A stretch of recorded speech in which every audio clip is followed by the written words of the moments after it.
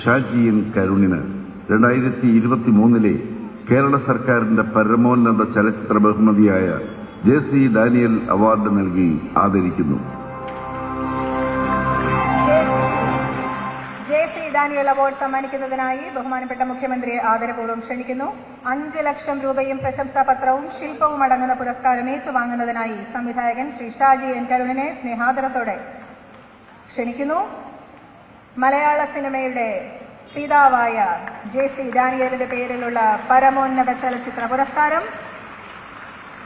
കേരള സംസ്ഥാന സർക്കാരിന്റെ സർവാദരം ഇന്ന് മലയാള സിനിമയുടെ യശസ് വാനോളം ഉയർത്തിയ ശ്രീ ഷാജി എൻ കരുണിന് സമർപ്പിക്കപ്പെടുകയാണ്.